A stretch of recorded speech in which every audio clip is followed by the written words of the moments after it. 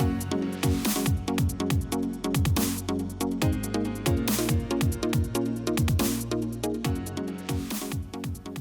day, everyone, and welcome to another episode of Inspired with Christopher Williams. I am your host, Christopher Williams, navigator and motivator as we help you accomplish your goals and ultimately achieve your dreams. I want to take a second to thank everybody for the love and support that you guys have been showing me since the debut of the show. So much appreciation, so much anticipation for the next episodes, and I've really just appreciated it. And it really makes me feel good. You know, sometimes you wonder if anybody's really even watching, anybody's even really getting anything out of this stuff. But I'm happy that I'm accomplishing the goal that I set out to do, and that's to at least reach somebody and help somebody further their mission and further their dreams in life and ultimately achieve their goals along the way. So keep the comments coming, keep the dialogue going. Once again, I'm always here for you if you need me. onewilliamsenterprises@gmail.com, onewilliamsenterprises.com, and facebook.com/WilliamsInc. Always available for you to answer any questions, any comments you want to have, and we can just keep that dialogue open. And that's what keeps this fun, right? We want to make sure this isn't dry or boring. We want to make sure this is a fun process because your dreams are going to be fun. So, without further ado, let's jump into today's episode. What we're going to talk about today are elevator pitches. Now, some people have a little bit of confusion with this. It's because, you think, well, yeah, that's just kind of like like a sales thing, right? Not necessarily. An elevator pitch is something that is very effective for anybody. You don't have to be a business professional to be able to use an elevator pitch. But it's also very effective because it gets right to the point of who you are, what you do, and the importance of what you do as well.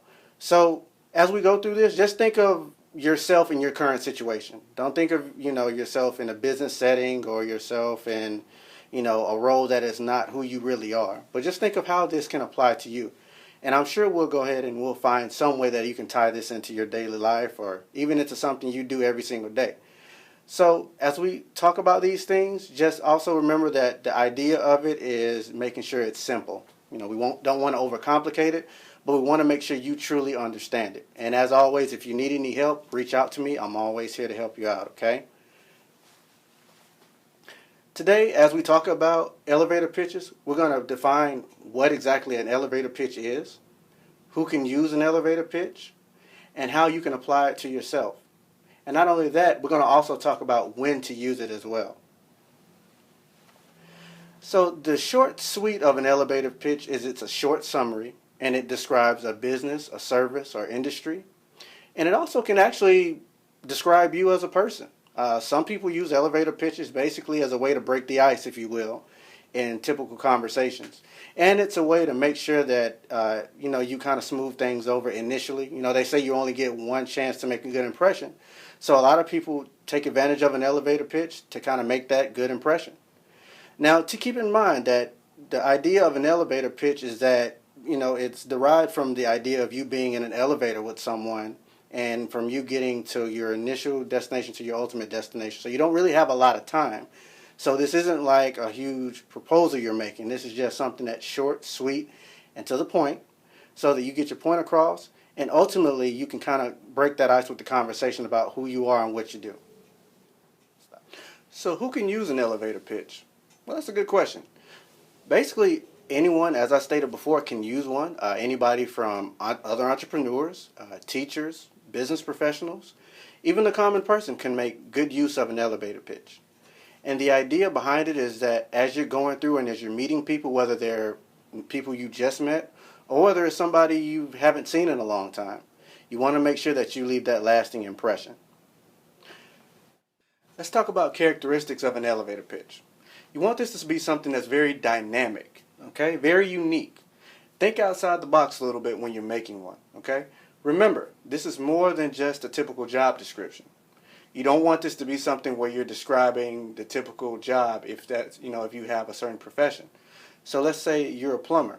You don't want to give a typical job description of a plumber, but you want it to be something that's very unique to who you are and kind of the person you are as well. Throw a little bit of your personality into it. Remember, this is something that's supposed to be a lighthearted conversation, but it's supposed to have a lot of impact and meaning. With that said, also make sure that it shows some type of importance. Make yourself shine in this moment. You want them to realize that what you do is something that's very important. and it has a lot of meaning, not only in general, but also to you. Because if you show that what you do has a lot of meaning, that's also going to encourage that further conversation piece that we've been talking about. Make sure that as they're talking to you, that you seem very excited about what you're doing, that you seem very poised. Show that you like what you do. People like to talk to people that enjoy what they do for a living. If you don't like what you do, then, unfortunately, you don't want to show that in your elevator pitch. But make sure that they understand that you see the significance behind everything that you do and what you do.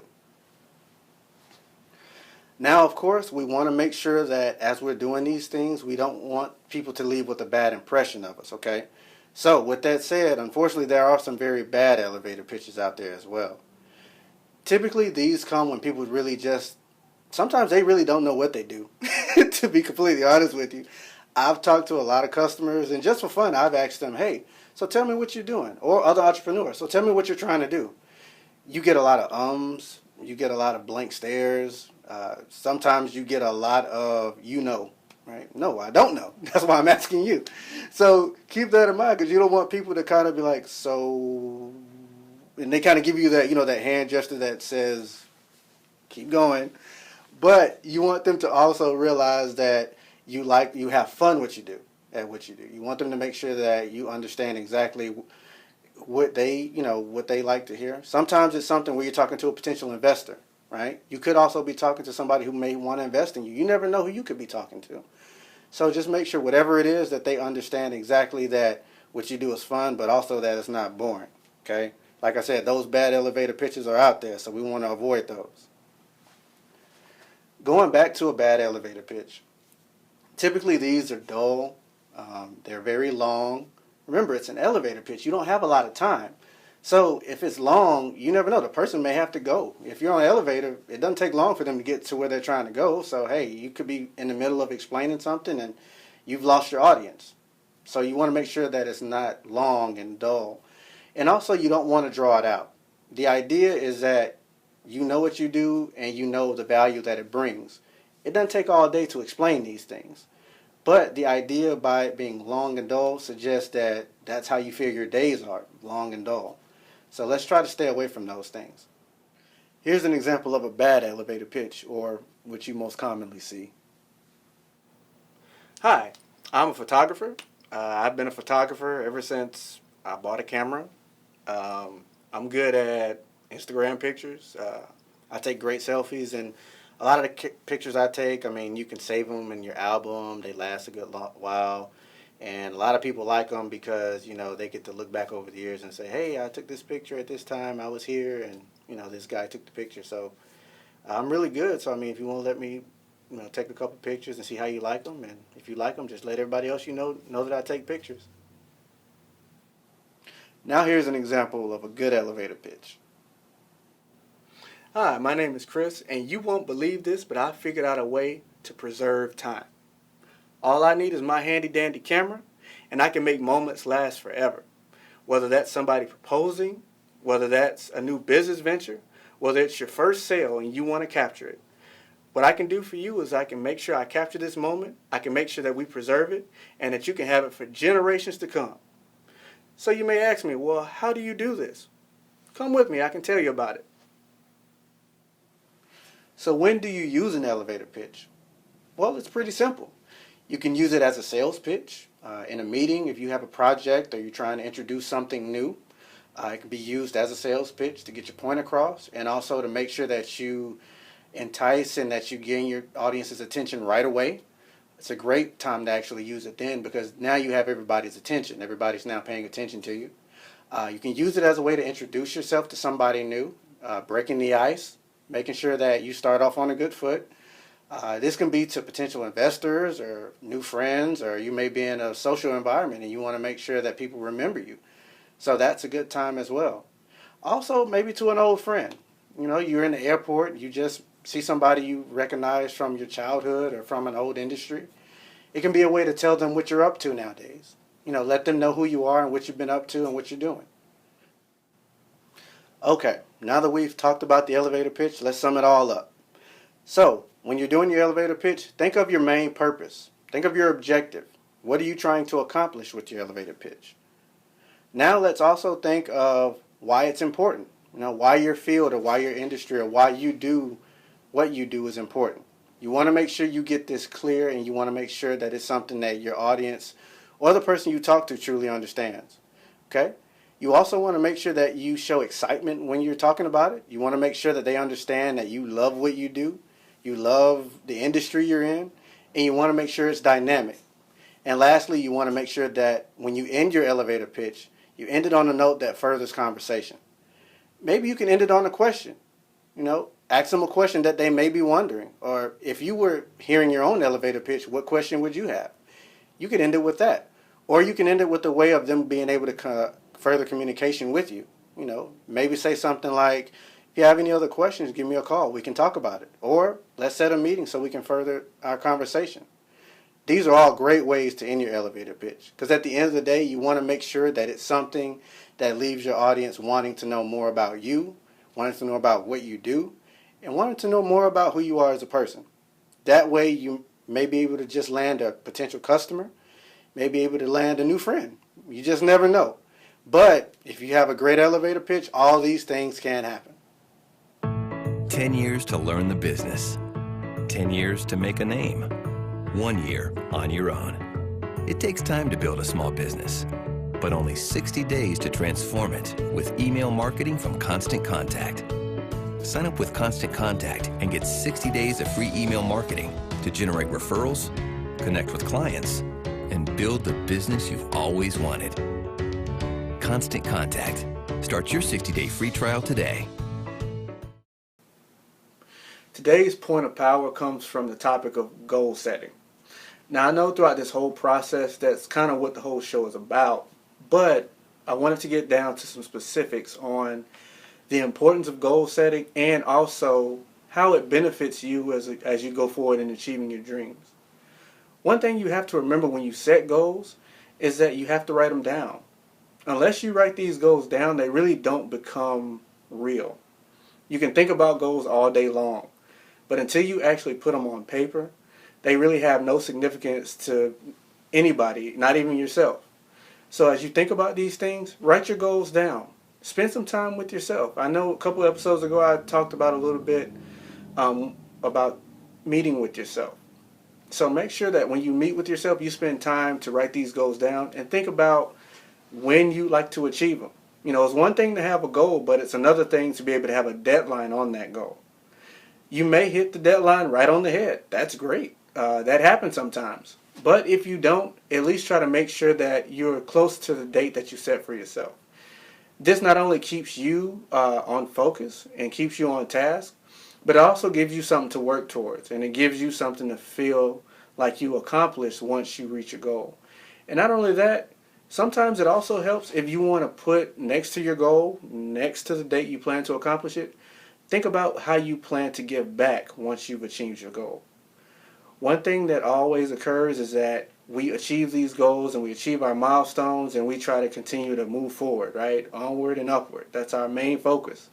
But sometimes what you have to do is you have to look back and you have to show appreciation to either those who helped you achieve your goal or to those who are helping you along the way.